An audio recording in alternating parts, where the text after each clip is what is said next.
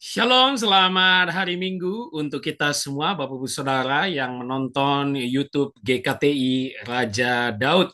Kiranya kita kembali bisa beribadah dan belajar firman pada hari ini. Mari kita siapkan hati dan pikiran kita. Sebelum kita memulai untuk mendengarkan kebenaran firman dan belajar, mari kita bersatu di dalam doa. Bapa dalam surga, kami mengucap syukur untuk kebaikan-Mu yang selalu melindungi dan memberkati kami hingga di hari kudus-Mu kami kembali bisa beribadah dan mendengarkan kebenaran firman-Mu. Roh Kudus yang berotoritas penuh, urapi kami semua terkhusus hamba-Mu yang akan mengajarkan dan menyampaikan firman ini. Agar setiap umat-Mu dimanapun berada yang menonton ini diberkati dan mengalami perubahan hidup lewat kebenaran firman ini. Terima kasih Bapa, dalam nama Yesus, Juru Selamat kami yang hidup, kami telah berdoa dan mengucap syukur. Amin. Bapak Ibu Saudara, hari ini kita akan belajar satu tema yang mungkin dari judulnya di layar, Bapak Ibu Saudara akan bingung kenapa judulnya seperti tidak bahasa Indonesia. Ya memang tidak ya. Judulnya adalah Patria Potestas. Ya, ini sudah jelas. Ini adalah bahasa-bahasa yang berbau-berbau perjanjian baru, ya gitu ya. Patria Potestas. Ya, ini bahasa Latin, Bapak Ibu Saudara. Di mana hari ini kita akan belajar dari satu kebenaran firman, yaitu Efesus pasal 6 ayat 4. Mari kita buka Alkitab kita. Sebelum nanti saya akan memberikan apa arti dari Patria Potestas. Efesus pasal 6 ayat 4. Saya bacakan untuk kita semua.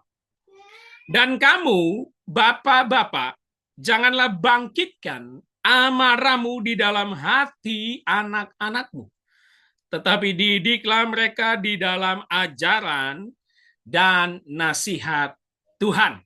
Saya baca sekali lagi. Efesus pasal 6 ayat 4. Dan kamu bapak-bapak, janganlah bangkitkan amarah di dalam hati anak-anakmu, tetapi didiklah mereka di dalam ajaran dan nasihat Tuhan.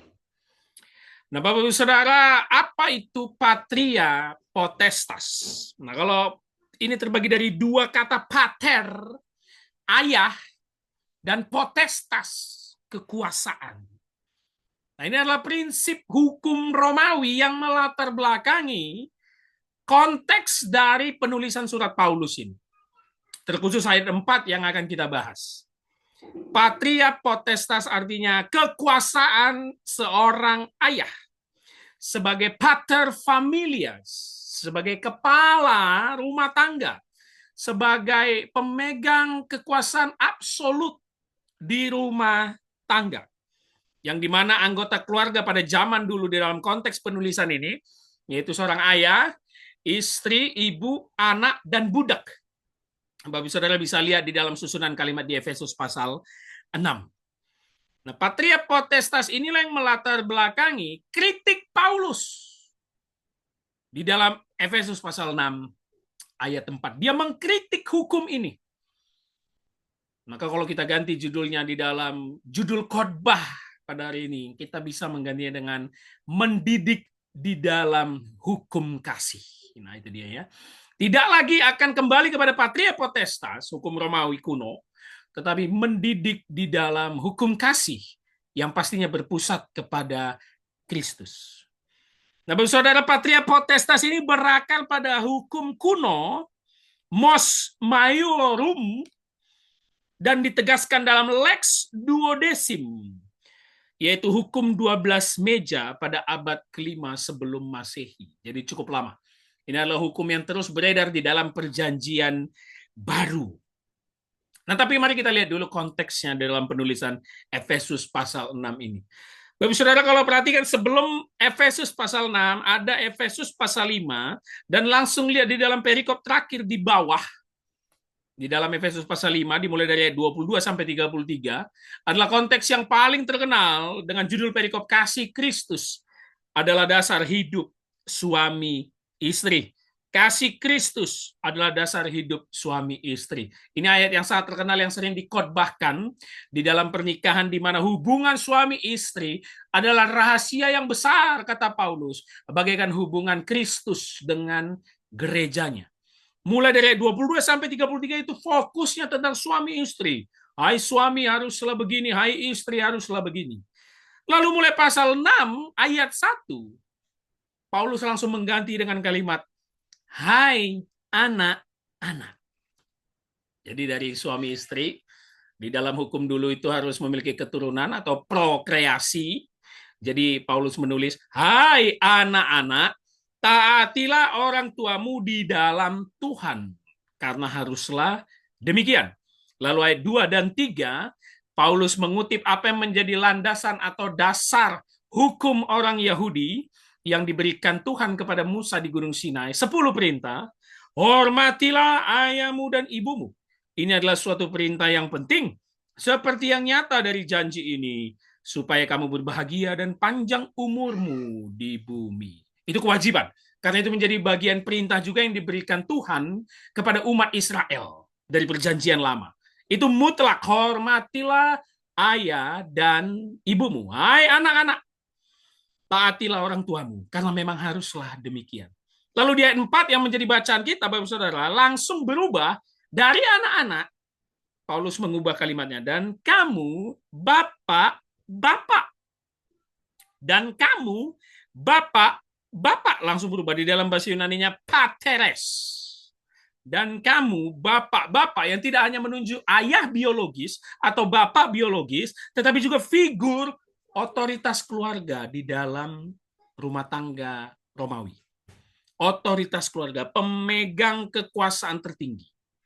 Dan itu didasarkan dengan hukum yang beredar pada zaman itu, yaitu patria potestas. Kekuasaan seorang bapak atau kekuasaan seorang ayah.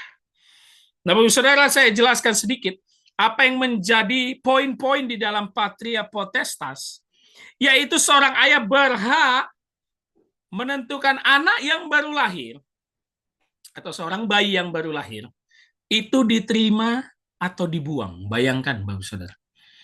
Jadi udah capek-capek nih istrinya melahirkan, tapi seorang ayah di dalam hukum patria potestas boleh menentukan kalau dia melihat anak ini tidak akan berguna, anak ini tidak memenuhi kriteria, dia boleh membuangnya dan tidak menganggapnya anak. Jadi artinya seorang ayah atau bapak punya otoritas menentukan hak hidup matinya anaknya sendiri. Bayangkan. Bahkan salah satu poinnya lagi saya bacakan, ia juga seorang ayah, seorang bapak, bisa menjatuhkan hukuman mati pada anaknya dalam kasus tertentu. Ini yang disebut dengan ius vitae nesisque, yaitu hak hidup dan mati. Dalam patria potestas, seorang bapak boleh menentukan hak hidup seorang anak, hidup atau mati. Bayangkan, Bapak Saudara. Poin berikutnya di dalam salah satu hukum kuno ini. Seorang bapak memiliki hak untuk menjual anaknya menjadi seorang budak. Mengerikan ya. Ini kandung ya Bapak Saudara, kandung. Bukan ayah tiri ini, bukan kandung. Seorang bapak memiliki hak mutlak, otoritas mutlak untuk menjual anaknya menjadi seorang budak. Ius vendendi. Menjual anak. Bahkan ada salah satu poinnya yang bunyinya, jika seorang bapak menjual anaknya 3 kali, anak itu bebas dari kuasa ayahnya. Bayangkan 3 kali terus dijual menjadi budak, barulah seorang anak itu tidak lagi berada di kekuasaan absolut ayahnya. Artinya apa? Sudah tidak dianggap anak dan sudah keluar dari rumah. Dan lainnya, seperti hukum-hukum kebanyakan, seorang bapak yang harus mengaturkan pernikahan anak, menjodohkan anak. Nah, ini berlaku juga bagi orang Yahudi. Perjanjian Lama juga tidak jauh beda hukumnya. Mereka sebutannya bed up, rumah ayah. Bed up. Kalau tadi Romawi pater familias. Ya. Ayah atau bapak itu menjadi pemegang kekuasaan tertinggi di dalam rumah tangga. Dan selain itu juga seorang bapak mendisiplinkan anaknya boleh termasuk dengan hukuman fisik, bahkan memasukkan dalam penjara pribadi di rumah. Dan tahukah Bapak Saudara, hukuman yang ada di dalam patria potestas, di dalam hukum patria potestas ini berlaku seumur hidup.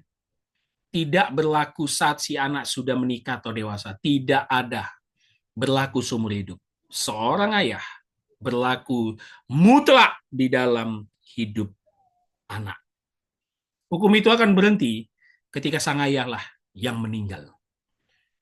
Jadi, Bapak Saudara, akhirnya kita sudah mendapat konteks latar belakang dari penulisan Efesus ini, khususnya ayat yang akan kita pelajari, Efesus 6 ayat 4. Betapa mengerikannya patria potestas, kekuasaan ayah. Kekuasaan seorang bapak di dalam hukum Romawi kuno. Dan lewat Efesus 6 ayat 4 ini, Paulus ingin mengkritik hukum itu dan menggantinya menjadi hukum kasih, ajaran Kristen. Nah, mari kita masuk ke dalam Efesus pasal 6 ayat 4. Dan kamu bapak-bapak, ayah ya, pateres, yang pertama perhatikan, janganlah bangkitkan amarah di dalam hati anak-anakmu. Kenapa kalimat ini keluar? Ya sudah pasti, karena di dalam konteks patria potestas, semua anak di dalam budaya Romawi mengalami penindasan yang sangat luar biasa. Sehingga baik secara fisik maupun psikis, mereka itu dendam dan penuh amarah kepada bapaknya sendiri. Dan itu normal, Bapak Ibu Saudara. Sampai sekarang juga begitu. Kehidupan keluarga rumah tangga, hubungan ayah dengan anak, ibu dengan anak, ketika terjadi penindasan, ketika terjadi pelecehan, penyiksaan, maka akan ada amarah dan dendam di dalam diri seorang anak. Makanya langsung Paulus counter budaya patria potestas. Dia bilang, janganlah bangkitkan amarah di dalam hati anak-anakmu. Me parorgizete. Janganlah memprovokasi, janganlah menyakiti hati anakmu. Dan kalimat ini dalam bahasa Yunani perintahnya present imperatif. Present imperatif, perintah yang berkelanjutan. Janganlah terus-menerus membangkitkan kemarahan dalam hati anakmu. Kenapa? Karena dengan menggunakan kekuasaan mutlak seorang bapak, bapak itu akan suka-suka menindas anaknya dengan hukum yang dilindungi dalam patria potestas. Maka seorang anak yang terjajah akan mengalami penyiksaan, penderitaan, dan tidak memiliki harga diri. Paulus bilang jangan. Nah, yang pertama, Bapak Saudara, mendidik dalam hukum kasih. Mendidik di dalam kasih Kristus sebagai orang Kristen.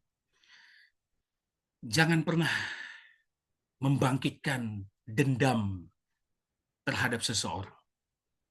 Jangan pernah membangkitkan atau menyakiti hati seseorang. Jangan pernah membangkitkan amarah seseorang sampai orang itu dendam kepada kita dan bahkan akan berniat mencelakakan kita. Hukum kasih Kristus tidak pernah membentuk seorang menjadi pendendam. Nggak mungkin. Nah, saudara, konteks yang akan kita bicarakan memang di dalam keluarga, rumah tangga. Ayah, ibu, anak, dan budak. Tetapi jika kita aplikasikan ke zaman sekarang, berapa banyak perilaku seorang bapak yang membuat anaknya sakit hati, sehingga akan terjadi kerusakan di dalam rumah tangga tersebut. Berapa banyak seorang anak kepahitan kepada seorang bapak. Ada jarak, ada gap yang luar biasa. Mungkin karena trauma masa lalu, mungkin karena kelakuan sang bapak. Maka itu Paulus ingin mengajarkan dalam kalimat awal ini, jika engkau menjadi seorang Kristen, maka hukum kasih Kristus yang harus kau praktekkan. Yang pertama, jangan pernah bangkitkan amarah, yang artinya jangan menindas orang semena-mena. Itu dia. Hukum kasih Kristus tidak pernah menindas orang semena-mena. Mau itu dari perjanjian lama sampai perjanjian baru, Tuhan itu selalu berpihak kepada orang lemah, bukan menindas orang lemah. Biasanya seorang istri atau perempuan dan juga anak di dalam budaya Yahudi dan di zaman dulu itu tidak punya nilai dan dipandang sebelah mata, dianggap kelas 2 dan diperlakukan semena-mena. Tapi Paulus bilang tidak. Hai Bapak, jangan bangkitkan amarah anakmu. Artinya jangan menindas dengan semena-mena. Nggak boleh. Nah, itu penting, Bapak Saudara. Maka itu kita siapapun sekarang, baik itu kita sebagai seorang bapak, saya juga seorang ayah, seorang bapak. Mau kita juga sebagai leader di kantor yang membawahi banyak karyawan. Jangan pernah menindas. Jangan sok berlaku otoriter. Jangan pakai jabatan dan kekuasaanmu untuk menindas orang. Karena ketika itu kita lakukan, hasilnya apa, Bapak Saudara? Dengan kalimat ini, orang yang kita tindas, mau itu istri, anak, karyawan, orang di bawah yang lemah, akan bangkit amarahnya terhadap kita. Sehingga di belakang kita akan dicap sombong, kita akan dianggap kejam, dan yang paling parah, dan ini di marketplace sangat sering terjadi, apa itu Bapak Ibu Saudara? Engkau itu dikutukin, engkau itu dihina dari belakang, engkau itu hanya dianggap sebagai penguasa yang zalim, yang menindas. Kalau kita kaitkan lebih jauh dengan situasi bangsa kita, para pemimpin-pemimpin kita sering sekali terlihat menindas rakyat yang lemah.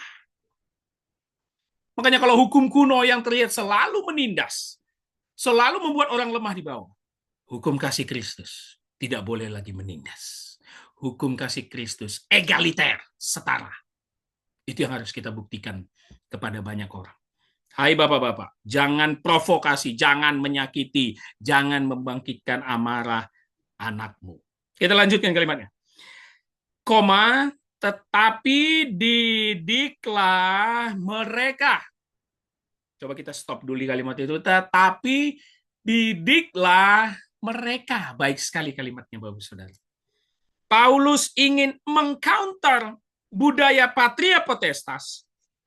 Yang pertama tadi dari otoritas absolut, otoriter, menjadi tanggung jawab relasional. Hubungan antara bapak dengan anak di dalam kasih Kristus. Dari hukum Romawi menjadi hukum Kristus. Tidak mendidik di dalam kekuasaan, tapi mendidik di dalam Kristus. Kenapa? Karena mulai dari pasal 5 tadi, kuasa sang ayah yang di dalam budaya Romawi atau Yahudi itu paling tinggi, harus tunduk kepada kuasa yang lebih tinggi, yaitu kuasa Kristus. Jadi Paulus sangat sistematis sekali menulisnya. Hai bapak-bapak, ingat, kalau engkau bapak-bapak Kristen, ayah seorang Kristen, maka kau itu pun tunduk dalam hukum Kristus. Dan apa hukum Kristus, Bapak Saudara? Kasih. Maka praktekkanlah hukum yang lebih tinggi itu. Bukan hukum yang semena-mena seperti patria potestas. Maka itu dilanjutkan Paulus, tetapi didiklah mereka. Perhatikan ya, kata didiklah, ekrepete, ekrepete, itu artinya memelihara, membesarkan. Bukan hanya memberi makan, tetapi tanggung jawab aktif dalam merawat. Seorang anak itu harus dirawat, dibesarkan, dididik perlahan demi perlahan. Ektrepete. Didiklah mereka, didik. Bukan disiksa. Nah, lagi-lagi Paulus menunjukkan pertentangan dengan hukum patria potestas. Bukan semena-mena, didik. Didiknya di dalam kasih Kristus. Karena itu hukum tertinggi di dalam rumah tangga. Didiklah mereka. Ini sangat penting, Bapak Saudara. Didiklah mereka, kita lanjutkan, di dalam ajaran dan nasihat Tuhan. Di dalam ajaran dan nasihat Tuhan, perhatikan dua kata, ajaran dan nasihat. Paideia, pendidikan atau disiplin. Didiklah mereka di dalam disiplin, tidak sebatas hukuman fisik seperti patria potestas, melainkan seluruh pendidikan formal dan intelektual. Nah, itu kata paideia, ajaran. Tetapi didiklah mereka di dalam ajaran. Nah, tentu ajaran apa? Kasih. Ini sangat penting, Bapak Saudara. Yang pertama kita belajar mendidik dalam hukum kasih yang berlawanan dengan patria potestas adalah mengubah hukum Romawi menjadi hukum Kristus. Nah, itu sangat penting. Jangan ada penindasan. Ya. Dari yang berlaku sewenang-wenang, otoriter, tetapi menjadi tanggung jawab relasional di bawah kasih Kristus, di dalam hukum Kristus. Dari ketakutan, dibangkitkan amarah, ketakutan karena hukum patria potestas, berfokus kepada kasih. Makanya kata mendidik dan ajaran tadi penting sekali, Bapak Ibu Saudara. Kenapa? Karena ada pemeliharaan, membesarkan. Bagaimana seorang bapak dan ibu itu membesarkan anaknya itu kan harus dengan pelan-pelan, dengan kasih, dengan tindakan yang nyata, dengan pelukan. Bukan berarti nggak boleh ditegur ya, Bapak Ibu Saudara. Tentu boleh. Kasih Kristus. Didiklah dia. Didiklah dia di dalam ajaran dan nasihat. Nah, ini penting sekali. Dan nasihat. Notesia. Kalau tadi paideia, ajaran, sekarang notesia. Notesia dari kata nos dan titemi. Akal dan menempatkan. Artinya menempatkan akal, memberi peringatan, mengarahkan hati dan pikiran. Jadi dari kalimat ini kita mendapatkan sebuah poin, Bapak Saudara, mendidik dalam hukum kasih itu adalah memelihara, membesarkan dengan kasih yang lemah lembut. Bukan dengan ketakutan karena adanya hukuman fisik. Patria potestas penuh dengan ketakutan, patria potestas penuh dengan hukuman fisik, tetapi hukum Kristus, kasih Kristus, itu memelihara secara perlahan dengan lemah lembut. Dan kalimatnya baik sekali dirangkum Paulus. Janganlah bangkitkan amarah, yang pertama, ada perintah terus-menerus. Tetapi didiklah mereka di dalam ajaran dan nasihat Tuhan. Semuanya itu terangkum di dalam hukum yang paling tertinggi, yaitu hukum kasih Tuhan Yesus Kristus. Seluruh disiplin, seluruh hukum di rumah tangga dan dimanapun kita berada harus di dalam Tuhan. Yang artinya apa? Bukan di dalam kekuasaan absolut seorang atasan, seorang bapak atau ayah dalam rumah tangga, melainkan teladan dan kehendak Kristus. Bukan karena adat istiadat budaya, bukan karena hukum adat, melainkan hukum kasih Kristus. Berkorban dan bertindak dengan lemah lembut, yaitu kasih. Itu yang sangat penting, Bapak Saudara, mendidik dalam hukum kasih Kristus yang melawan konteks penulisan Paulus, patria potestas. Maka itu, apa yang bisa kita ambil dari satu ayat setelah kita mempelajari konteks latar belakangnya, Bapak Saudara? Sering sekali dimanapun kita berada, seperti saya katakan tadi, baik itu dalam rumah tangga, di dalam dunia pekerjaan, banyak orang yang menggunakan kekuasaan sewenang-wenang.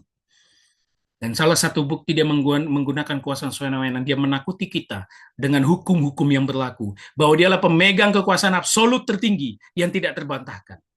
Itu bukan Kristen. Siapapun sekarang yang sudah menjadi atasan, sudah menjadi leader, puji Tuhan, tapi engkau harus menjadi contoh dan teladan, yaitu menunjukkan karakter Kristus. Apa itu? Turun ke bawah, berkorban, memberi teladan dengan kasih. Bukan dengan hukum yang menakut-nakuti, apalagi menghina, menindas, dan memberikan hukuman fisik kepada orang yang lemah.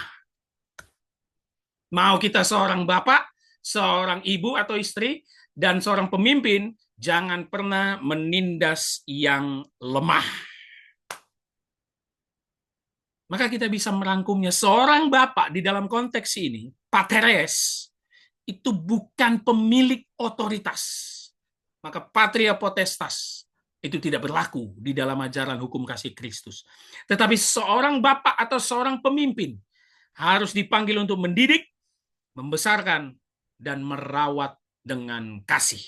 Jangan menindas, jangan memperbudak, jangan menghina orang yang lemah atau orang yang dimarginalkan. Jangan pernah itu kita lakukan. Itulah poin yang kita dapat dalam firman hari ini, Bapak Saudara. Siapapun kita sekarang, berada dimanapun, jangan pernah merasa punya kuasa. Karena siapapun kita dengan jabatan, uang, kekayaan, gelar kita, Jika engkau percaya Kristus, engkau harus tunduk di dalam hukum kasih Kristus. Jangan bangkitkan amarah. Jangan membuat orang akhirnya mencela dan dendam kepada engkau. Karena patria potestas membuat semua anak-anak dan orang benci terhadap hukum ini. Seakan-akan akan terjadi amarah yang luar biasa, protes, penghinaan, dan balas dendam terhadap seorang bapak pada zaman dulu. Pendidikan anak harus berdasarkan paideia, ajaran moral yang baik di dalam kasih Kristus. Dan juga notesia, yaitu nasihat rohani. Kita tempatkan akal pikirannya di dalam kasih Kristus, bukan budaya patria potestas. Bapak saudara, saya ingin menutup, ingin membukakan pikiran kita tanpa kita sadari. Di zaman sekarang, budaya patriark yang turun-temurun dari dulu-dulu, dari zaman kuno, itu masih ada di sekitar kita. Itu masih ada dalam budaya-budaya kita. Mau tidak mau itu tidak hilang. Tapi marilah kita sebagai seorang pemimpin, sebagai seorang bapak, ayah, ataupun ibu, kita harus melakukan egaliter, setara di dalam Kristus. Tentu, di dalam melakukan fungsi dan tugas tanggung jawab, ada perbedaan antara seorang suami, ayah, dengan istri atau ibu dan juga anak. Tetapi dalam Tuhan yang paling tertinggi dalam rumah tangga adalah kasih Kristus. Seorang bapak harus menunjukkan teladan kasih Kristus. Seorang ibu atau istri menunjukkan teladan kasih Kristus. Seorang anak menunjukkan kasih dan teladan Yesus Kristus. Maka ketika Paulus menulis surat ini, dia merombak konsep Romawi dan menempatkan orang tua sebagai mitra Allah dalam pembentukan iman, bukan penguasaan mutlak atas anaknya. Yakinlah Bapak-Ibu Saudara, penindasan hanya akan melahirkan dendam dan amarah. Kekuasaan otoriter hanya membangkitkan amarah orang lain yang akan mengutukimu dari belakang. Tetapi teladan kasih yang berkorban, yang selalu merangkul dan memeluk, akan membuat kasih yang begitu besar dimanapun kita berada. Baik itu di rumah tangga, ataupun kita di luar sebagai pemimpin di masyarakat. Biarlah firman ini menguatkan kita, dan biarlah kita bisa mengcounter budaya kita yang tidak sejalan dengan hukum kasih Kristus. Selamat mendidik di dalam hukum Kristus. Haleluya. Mari kita bersatu di dalam doa. Bapa, kami mengucap syukur untuk kebaikan-Mu yang menasihati kami lewat kebenaran firman-Mu. Biarlah firman dimateraikan Roh Kudus dalam hati dan pikiran kami, supaya kami bisa mempraktekkan pendidikan di dalam kasih Kristus, bukan menjadi pribadi yang suka menindas orang lemah, bukan menjadi pribadi yang menggunakan kekuasaan, jabatan, dan uang untuk berlaku semena-mena dengan banyak orang. Ampuni kami Bapa, biarlah hukum kasih Kristus selalu ada dalam hidup kami untuk memberi teladan dan berkorban kepada semua orang. Terima kasih Bapa, dalam nama Yesus kami telah berdoa dan mengucap syukur. Amin.